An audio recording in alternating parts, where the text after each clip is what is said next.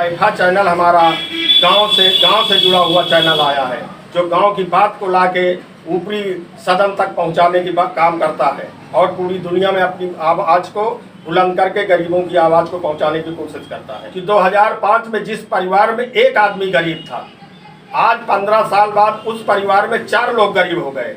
रही ration card, ration की बात, आपने राशन वितरण की बात की। अगर सरकार इस तरीके से करेगी कि फ्री राशन, उसकी जगह में कोई रोजगार उपलब्ध कराए, नौकरी उपलब्ध कराए, खेती बाड़ी किसानों के लिए कोई योजना लाए, रोजगार इससे नहीं मिलेगा कि राशन बांट दिया जाए। तो राशन की जगह में कोई ऐसी योजना, जैसे गारंटी चल रही है, गारंटी में आप नियम लागू कर दीजिए कि आपको काम करना ही करना है 100 दिन।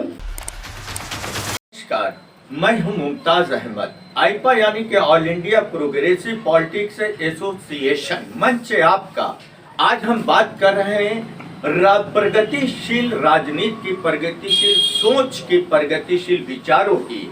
आज हमारे साथ सगीर साहब हैं, जो कि ये प्रधान भी रह चुके हैं। इन्होंने पढ़ाई शुरू की और पढ़ाई पूरी होने के बाद कॉलेज से इन्होंने नेतागिरी, जिसको कहते हैं कि जज्बा पैदा हुआ, और कॉलेज लाइफ से इन्होंने इस मुकाम को हासिल किया जहां आज ये प्रधान भी है, प्रधान के साथ बीएसपी नेता भी है। गांव में बन मुट्ठी कितने असहाय लोगों की मदद की, शायद इनको खुद याद नहीं होगा। आज ये हमारे बीच है, आइपा मंच के जरिए दर्शकों तक अपनी बात पहुंचा रहे हैं। सगीर जी, आइपा में आपका बहुत बहुत स्वागत है। मैं चाहूंगा कि आइपा के लिए 2 शब्द आपके हों। धन्यवाद। आइफा एक ऐसा चैनल है, जब से मैंने देखा तब से मेरा मन चला कि आइफा के पास सामने मैं एक बार कैमरे में बैठूं। और ये आइफा चैनल हमारा गांव से जुड़ा हुआ चैनल आया है, जो गांव की बात को लाके ऊपरी सदन तक पहुंचाने की बात काम करता है और पूरी दुनिया में अपनी आवाज को बुलंद करके गरीबों की आवाज को पहुंचाने की कोशिश करता है। सगीर साहब, कॉलेज लाइफ से जो जानकारियां मिली है कि कॉलेज लाइफ से आपने नेतागिरी की शुरुआत करी और इस मुकाम तक आए, तो ये सोच कैसे बनी? आप सर्विस भी कर सकते थे, समाज सेवा के लिए भी निकल सकते थे और तमाम ऑप्शन थे, लेकिन आपने इसी मंजिल को क्यों चुना? मैं हाजी सगीर प्रधान, ग्राम सिमौर, विकास खंड महुआ, जिला फतेहपुर निवासी हूँ। मैं अपनी ज़िंदगी में, जब मेरे पिता मजदूर थे, तो उन्होंने मुझको सोचा कि पढ़ाई कराऊँ। मैं इंटर तक अपने गांव के पास अशोक इंटर कॉलेज वहाँ पढ़ाई की। उसके बाद मुझको एक साइकिल टूटी सी मिली। उसके बाद मैं यहाँ आके फतेहपुर आया। फतेहपुर ज़िले में जब मैं आया साइकिल से, तो यहाँ मैंने अपनी पढ़ाई पूरी की। पढ़ाई पूरी करते करते मैं छात्र संघ की राजनीति भी शुरू किया। उसके पहले मैं देखता रहा कि किस तरीके से गरीब क्या काम करता है, कैसे अपनी ज़िंदगी का गुजर करता है। उसको देखते हुए मैं जब आगे बढ़ा, ऊंचे स्तर पे आया राजनीति में, तो मैं 2005 में चुनाव लड़ गया ग्राम सभा का। वहाँ से मैं 2005 में चुनाव लड़ के जब मैंने जीता, वहाँ जीत दर्ज की। उसके बाद मैंने विकास खंड नहीं, महुआ नहीं, पूरे जिले में मेरा डंका बजा विकास का, क्योंकि मैंने गरीबी देखी थी। मैंने गरीबों की सेवा की। शादी ब्याह में मैंने गरीबों को चीनी, तेल, आटा, पैसा, जो भी मुझसे हो सकता था, मैं गरीबों की मदद करता था। और उसको देखते हुए मैं फिर सन 2010 के बाद मैं बीएसपी में था। उसके बाद मैंने बीएसपी की राजनीति पहले से भी कर रहा था मैं 2000 से। उसके बाद मैंने बीएसपी में अपनी राजनीति को 2007 से 12 की जब बीएसपी की सरकार बनी, तो मैंने 18 लोगों को नौकरी दी। उसमें आबकारी विभाग में, सिंचाई विभाग में और अम्बेडकर पार्क में। उसमें भी मैंने अमीरी नहीं देखी। गरीबों को, लड़कों को, हर बिरादरी के लोगों को मैंने नौकरी दी, फ्री सेवा पे दी। कोई वहाँ पे चार्ज किसी से नहीं लिया गया, जिसमें योगदान मेरे बीएसपी नेताओं का था, जिसमें नाम भी ले रहा हूँ, जिनका एहसान था नसीमुद्दीन सिद्दीकी जी का। उसमें पूरा योगदान बहन जी का था। और मैं आज भी बीएसपी में काम कर रहा हूँ। और उसके बाद मुझको, जब मैं शहर में आया था, मैं भूल गया बीच में, क्षमा चाह रहा हूँ, मेरे इसरार भाई हैं, ये भी मेरे गरीबी से जुड़े रहे। जब मैं कदम रखा गरीबी में यहाँ आके, तो ये लोग मुझको शहर में मिले। शहर में ये होनहार लोग थे, उस वक्त शहर में होनहार लोग थे, इनके अच्छे धंधे थे, अच्छे बिजनेस थे। ये कई भाई हैं, 5-6 भाई, इनके परिवार से मैं जुड़ा रहा। बाकी की ज़िंदगी मेरी अच्छी कट रही है। और मैं आज जनता के बीच में राशन कार्ड भी आता है तो बनवाता हूँ, पेंशन आती है तो बनवाता हूँ। गरीबों की जो भी मदद होती है मैं आज भी मदद कर रहा हूँ। मेरे व्यवहार गरीबी से लेके पिछड़ों तक है। मैं ज़्यादा ऊंचाई पर जाने की कोशिश नहीं करता, न जाऊँगा। धन्यवाद।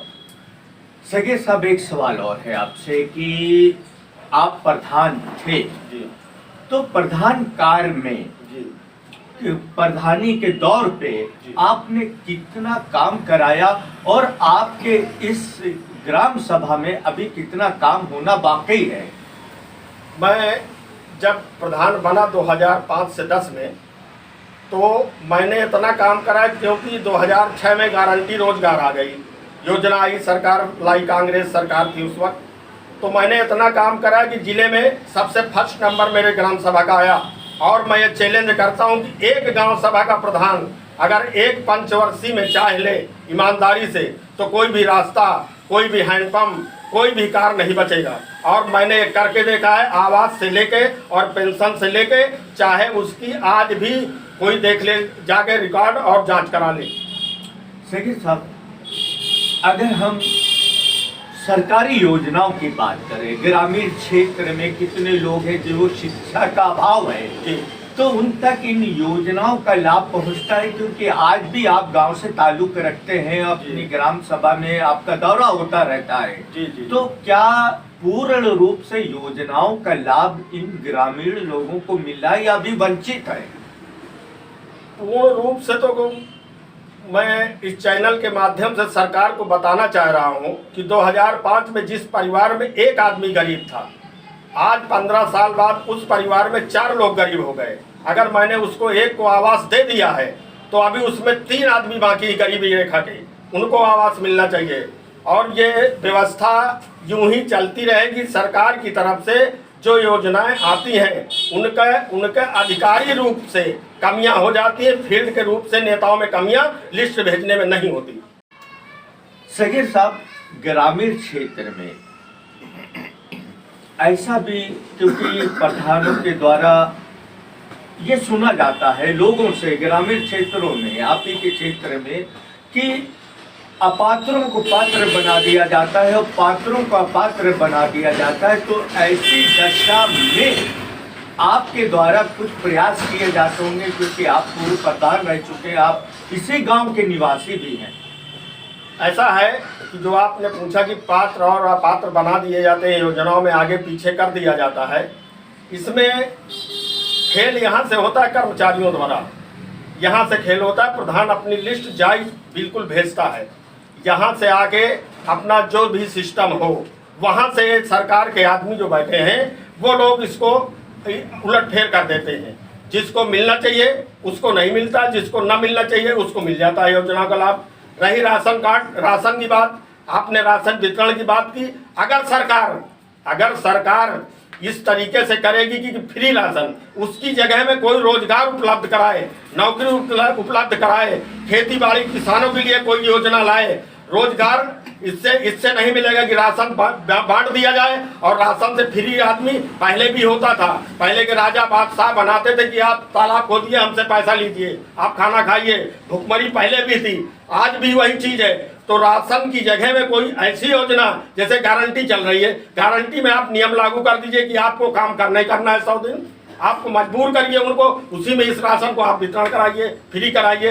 ये नहीं कि फ्री, इससे देश पीछे की तरफ जा रहा है, आगे की तरफ नहीं जा रहा। ये मेरा कहना है और मेरी ये सोच है। सगीर साहब, चुनाव नजदीक है, सर पे है, कैसा जनप्रतिनिधि होना चाहिए आपकी नजरों में? जनप्रतिनिधि जो आज की ऊंचे स्तर पे जो नेता है, आजकल मैं सुन रहा हूँ रैलियों में गर्मी सर्दी चर्बी ये बात करते हैं। विकास की बात होनी चाहिए, रोजगार की बात होनी चाहिए, नौकरी की बात होनी चाहिए और इंसाफ की बात होनी चाहिए।